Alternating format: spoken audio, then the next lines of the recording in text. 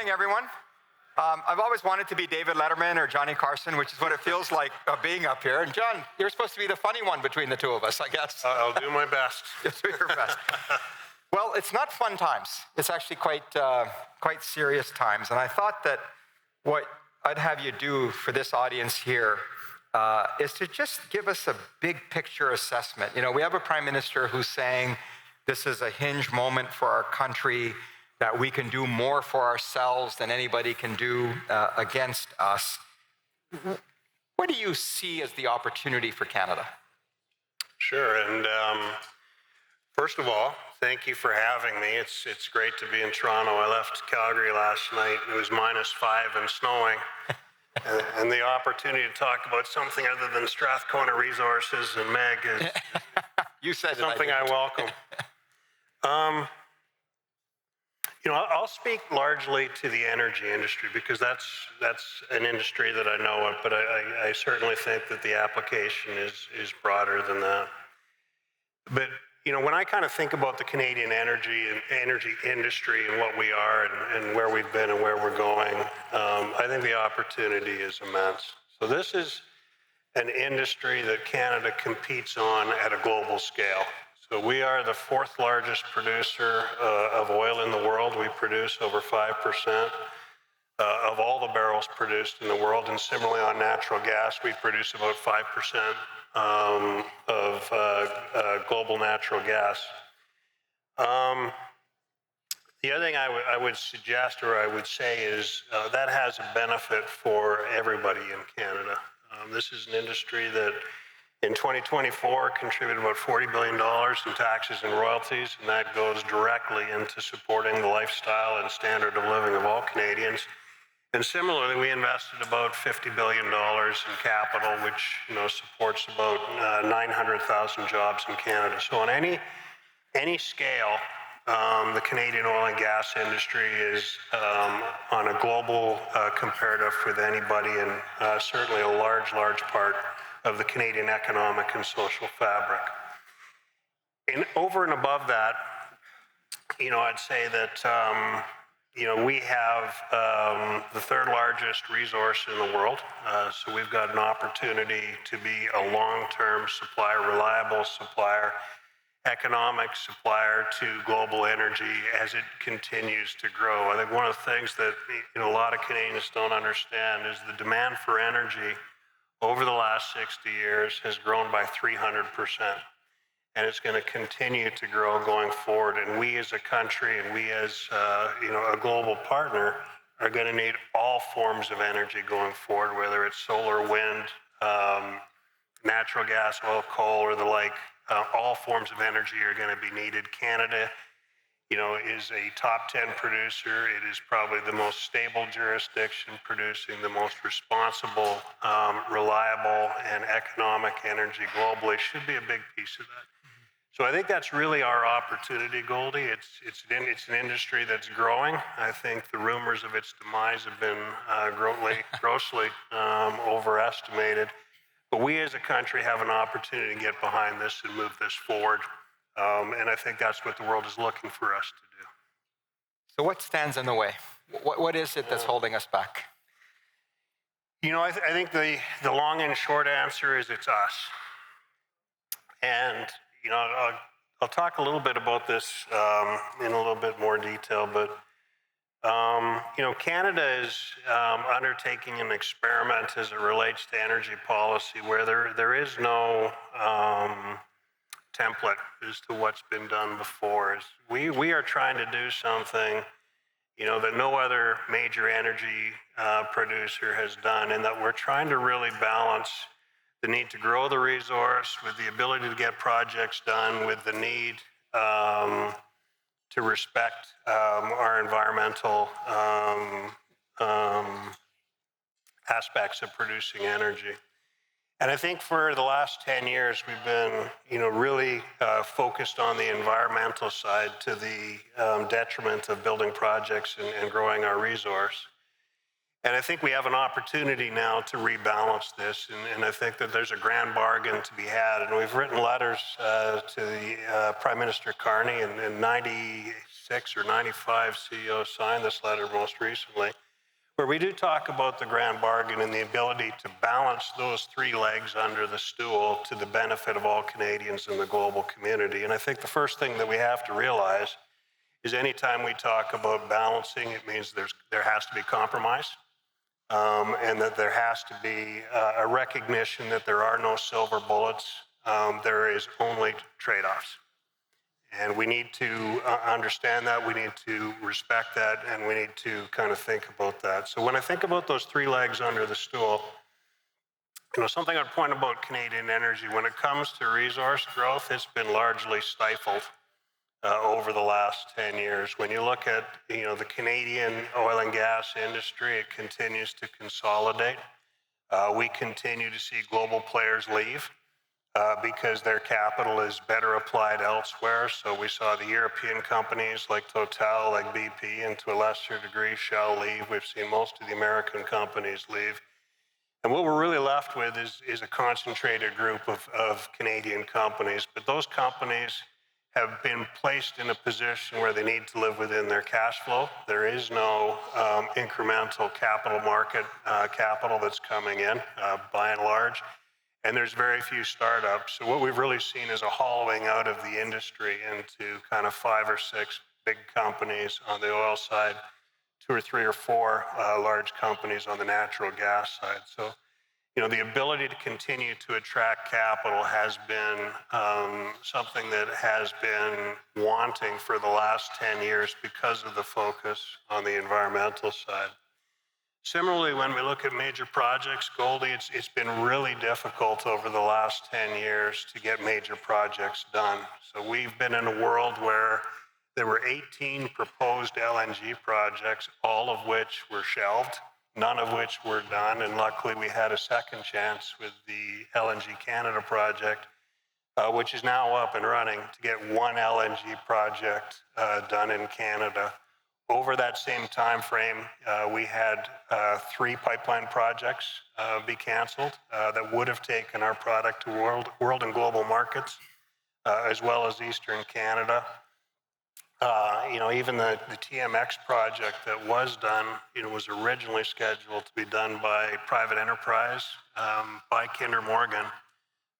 But at the end of the day, they walked away from it in frustration, and it took our federal government to pick up the pieces and get that project across the goal line. But it's been very, very difficult in this world to get major projects done. And then on the environmental side, I think we have some of the most stringent regulation in the world, particularly for a top 10 oil and gas producer globally. We're the only country that has a carbon tax in the top 10 producers. We're the only country that's contemplating a carbon tax. We're the only country that has the same kind of methane regulations, tanker bans, and I could go on and on and on. But we've seen a stacking of policy that is intended to protect the environment, but has the impact of driving capital away and not allowing capital formation to grow the industry, and then regulatory policy that doesn't allow us to build things. So there needs to be a coming together of those 3 legs under the stool and have this grand bargain where everybody is compromising, everybody is of the place where they understand what the end game is, which is to improve our standard of living as Canadians and to increase our economic benefit as a country.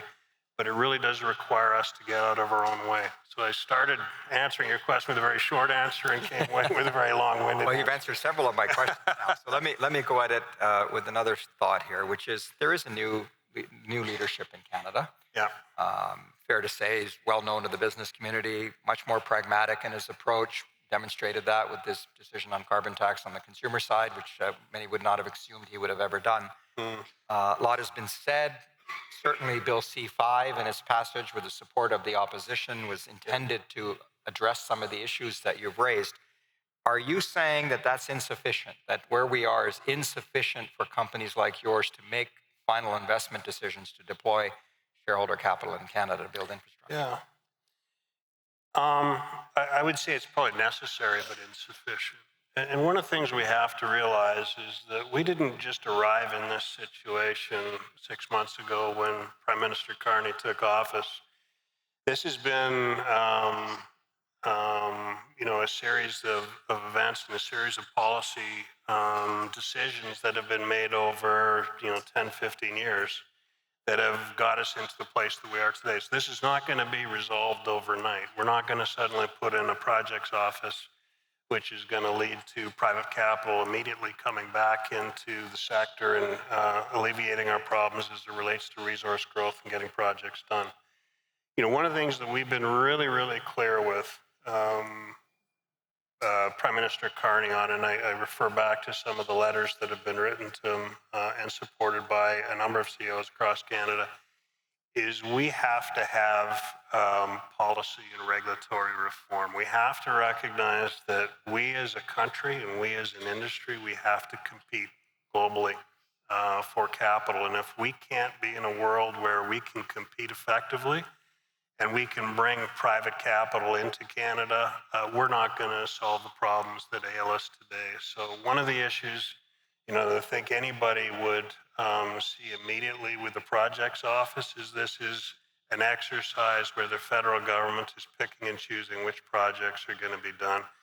That is not, in my mind, the role of government. The role of government is to create the conditions necessary for private capital to come in and allocate capital properly so that the projects that we need to get done and the growth that we need to see can actually be done by private enterprise and not with public funds, but for the benefit of the citizens of Canada. So I think we're headed the right direction and that we're trying to pivot back to, addressing those three areas that I talked about, but I think it's insufficient right now. Now, there's two ways to skin that cat, right? And they may say, we're trying to break the logjam of having nothing built and or having to nationalize something to get it built, like the pipeline. Major projects office comes in. Yeah, we're going to pick some projects. We're just trying to create some momentum, change the frame that Canada can build things and that you can invest and you can get projects complete.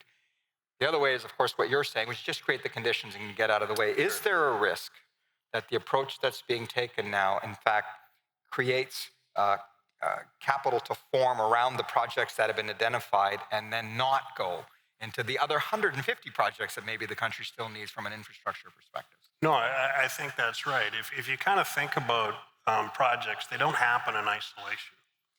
One of the big projects in my province that gets talked about, it's not one of the projects that's in or been prioritized by the projects office to date, is a pipeline. And how do we get pipelines built that give I knew that would come up in this conversation. give us the ability to get our product to either the U.S. or to Tidewater or to global markets more broadly? Well, pipelines don't happen in isolation. If you build a pipeline, you actually have to have something to put in the pipeline. So if you're going to build a million barrel a day pipeline to the West Coast, you actually have to have oil or gas to put in it so that you've got something to transport. And if you're going to do that, well, you also need more electricity. You need the power to run a pipeline, and you need to create all the conditions precedent to fill it. So when I kind of talk about needing comprehensive structural reform of our regulatory framework and policy environment, that's what I'm talking about. And I think you're quite right to say if we're going to talk about a project in isolation, we're missing the bigger picture because projects don't happen in isolation. They happen as part of a bigger ecosystem that has to be nurtured with, what I think is responsible legislation and responsible regulatory environment. Now, the government is suggesting that in their state as a minority, the best that they're going to be able to do is have you work around things like the tanker ban, Bill 69, and the cap. Is that going to unleash the capital? Are you going to be able to go to a board for final investment decisions and say, we're going to just have to trust? Well, the short answer is that, I'm trying to find a politically correct word to say no, but maybe no is the right word. One of the things that, we think about as a country or a company, and we think about when we allocate capital is when we allocate capital, we're typically spending money with the expectation that we've got a project that's going to take X number of years to build, and it's going to be in the ground for X number of years. We're going to make technology decisions today that we're going to live with for decades. So what we have to have is some sort of stability. And the political cycle is not consistent with the economic cycle. And we can't be in a world where we have a change of government and we suddenly, have the rug pulled out from us in terms of what we thought was a framework and what we thought was a set of conditions that we made the final investment decision on. And so that's very difficult. I think the other thing that I would point out is, in industry in general, when we make investment decisions based on promises from various levels of government, that's a very, very difficult thing to do. Governments change their mind. Governments have other objectives than making sure that they follow through on a set of promises or even a set of promises that they can't necessarily deliver on.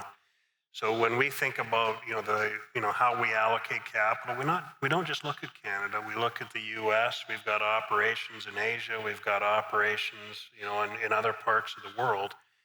And the capital that we allocate has to compete with those other parts of the world. And unfortunately, political promises don't carry an awful lot of weight in terms of how we need to allocate capital over a full investment cycle. Boy, if there's one thing that's predictable, it's the behavior of capital, isn't it? Yeah. I want to help the audience also understand, because there's this perception, old industry, cowboys and the whole bit, that the perceptions from Dallas, the show. But there's a lot of cool things going on in the industry in terms of innovation and leadership. Talk to us about this project called Pathways that people hear about, but I don't know how many people out here understand. What are you trying to do? And remind them that not a business case here for this, but why are you doing it? Well, I'll talk about Pathways, but you raise a really interesting point about technology. And we do, I think, fight a perception in the oil and gas industry that we are a bunch of Luddites and people see the industry probably the way it was 50 years ago. But I think the oil and gas industry is actually Canada's high-tech sector. We employ more engineers, more PhDs than any other sector in Canada. And just a proof point that I would give you is, oil and gas companies are deflationary machines. And we find more and more and better ways to produce the products we produce at a lower and lower cost. And if you look at kind of, the price of oil in real terms, it reflects that. The price of the commodity goes down in real terms year after year. When I started in this business it was 1992, we were producing oil for about $6, $8 a barrel Canadian. Well, today we're producing oil for about $6 to $8 per barrel Canadian. We have beaten back 32 years of inflation, and it's all on the back of technology. So when I look at what our resource development and production people do on a day-to-day basis, I'm just continually amazed. We're drilling wells today that are 2.5 kilometers long, and there's a window of tolerance that's 2 feet by 2 feet, and they know exactly where they're putting that drill into the ore body, and they know exactly what they're doing when we put steam underground. But that's kind of beside the point, but I do think it is, a really interesting world, and I do think of, our oil and gas sector as being Canada's high-tech sector, which I don't think many people perceive to be true. As it relates to Pathways, one of the things that I think we're being asked to do as a Canadian industry, and again, nobody else in the world is doing this. No other major producer is doing this. We're being asked to decarbonize our barrels. So about 20% of the CO2 that is emitted from a barrel of oil comes from the production and refining of a barrel of oil. 80% comes from the combustion of a barrel of oil. So what we as an industry did is we recognized that we were being asked to decarbonize what we call Scope 1 and Scope 2 emissions and come up with a commercially viable way of doing that. And the Pathways Project, and I think this is again unique to Canada, not just that we're doing this, but because our oil and gas industry is so physically and geographically concentrated with large emitting sources that aren't dispersed, we're able to, at sort of a larger scale than anybody has done in the world, contemplate building a capture and sequestration hub in Alberta. We have all the right geology, all of the right geography, and all of the right technology. So this is something that we have been working with the federal and provincial government for probably about 5 years now to try and create the conditions precedent where through time, this is an industry that will capture and sequester, tens of megatons of our emissions. So if you kind of look at oil sands today, or the Canadian oil and gas industry, we're about 25% of Canada's emissions. This is a way that we can actually, decrease that significantly by capturing and sequestering them. So what we're talking about is building a pipeline that would have the ability to sequester about 72 megatons of CO2 and put that in the earth and sequester it for posterity, so that this never gets back into the atmosphere. Now, the issue with this is, one, it's very expensive.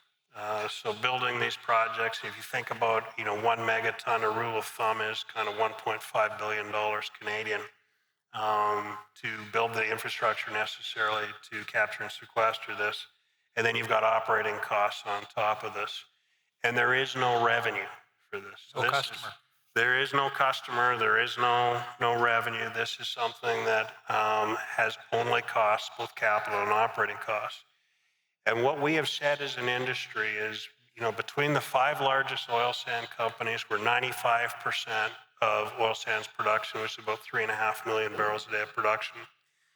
We will pay for some of this, but at the end of the day, we have to be competitive. We cannot put ourselves in a position where we are making ourselves uncompetitive with the Exxons, with the Shells, with the Totals and the BPs, the companies that we actually compete with on a day-to-day basis. We can pay for some of this, but we can't pay for all of this due to its scope and magnitude. And so what the ask has been is, from the federal and provincial governments, we're looking for 75% compensation on capital. The industry will pay the other 25%. And then we would pay 33% of the operating costs, and we'd need to be subsidized for the other 66%. But if we as a country want to lower our emissions and really tackle our climate change obligations and commitments, this is probably the least painful way to do it, but it can't be done by industry alone. So keeping the industry competitive, allowing it to grow, and getting infrastructure done that gets us to markets is what we call that grand bargain, the 3 legs under the stool. And we would have a view that Pathways is a really important piece of this, but we all have to be really clear as to what this is and how it has to be set up in a financial framework to make it happen. All right, in the 2 minutes we have left, I want to end on with 2 quick questions. One deserves a topic all by itself, but I know you care passionately about this and are leaning in. But what role is industry playing on economic reconciliation with our Indigenous groups, and how important is that as we go forward? Yeah, I think it's incredibly important, and I think the industry has. I think we've really moved forward over the last 20 years. And I think we're really doing things differently. And I think we've really embraced the idea that, First Nations economic reconciliation is something that we need to undertake, and it's just good business. It's very similar, I think, to, the safety motive that permeated through this industry in the early part of this century. So as a company, well, maybe I'll start as an industry. We're the largest employer of First Nations people across Canada. The oil and gas industry is. And the people that work in our industry make significantly more than those that don't. So, part of economic reconciliation, in my mind, is very synergistic with what we're trying to do as oil companies, is we're taking people that actually live in the areas that we produce oil and gas, and we're taking that latent source of labor, and we're employing it to the benefit of both. Above and beyond that, as a company, and I know other companies are doing this, Suncor, CNRL, Tourmaline, some of the bigger companies across Canada, is we help First Nations get industry started or businesses started, and then we employ them and we use them as part of our day-to-day operations. So we will spend billions of dollars with First Nations companies, as well as employing people. But I think the most important, maybe not the most important, but I think maybe the most satisfying thing that we have done as a company, and I can't take credit for this. This was my predecessor, Alex Porbet, who started this. We started a First Nations housing program where we made a commitment that we were going to spend $50 million to build 200 plus homes for First Nations and really address the crisis at the grassroots level. And we've been through the last 5 years. We built, I think the number's getting close to the 200 today, but we've recently announced that we're going to renew that program and do more of this. But what we found through time is having good First Nations partners is really important to the industry. They're good advocates for the industry. They benefit from it. And when you have the opportunity to do things at a grassroots level, like what we're doing with our housing program, there is nothing that we have done as a company that improves the morale across the company, like we've seen with this First Nations housing program. So it's been a real benefit to the company on a number of different fronts. Well, look, we're over time. If we were a talk show, we weren't very funny, but we were educational, we were informative. I do want to end on a positive, optimistic note. One thing I know from you and the chief executives I have the privilege of working for is you're eternal optimists. Despite everything you've just said, you're an optimist. What's your hope for Canada and for your kids as we look forward? Yeah, I've got 5 kids, so I have a lot of hopes. A lot of bills too. Yeah, I have a lot of bills. And one thing I'll tell you, for anybody who's got small kids, it only gets more expensive as they get older. It doesn't end at 18 like you may have hopes and dreams of. One of the things I think, Goldy, is, when I think about measuring success, none of us occupies a position or occupies a place in perpetuity. We're all just borrowing where we are. And I think success always looks like leaving it in a better place than you found it. And one of the things I would hope, and I'm not sure we're headed in this direction today, but I hope when we leave this world for our kids that we leave it in a better condition than we found it.